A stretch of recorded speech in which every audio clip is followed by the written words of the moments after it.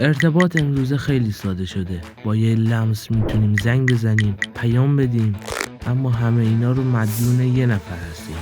استیو جابز، سازنده اپل و کسی که طرز فکرش تکنولوژی رو برای همیشه تغییر داد. توی نوجوانی با استیو وزنیاک آشنا شد و همین آشنایی شد نقطه شروع یه داستان بزرگ.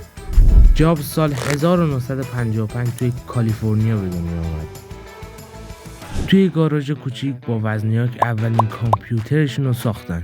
اسمش اپل وان بود. خیلی ها باور نداشتن که یه روزی کامپیوتر بتونه وارد خونه همه بشه، ولی جابز به ساده سازی تکنولوژی باور داشت.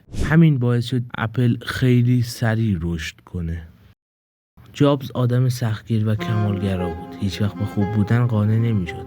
فقط دنبال عالی بودن بود. میگفت تکنولوژی نباید پیچیده باشه، باید با زندگی آدم‌ها هماهنگ باشه. برای همین محصولات اپل نه تنها کاربردی بودن، بلکه زیبا، ساده و متفاوت طراحی می‌شدن. راز موفقیتش چی بود؟ سادگی در طراحی، دقت در جزئیات، ترکیب هنر با تکنولوژی و خلاقیت.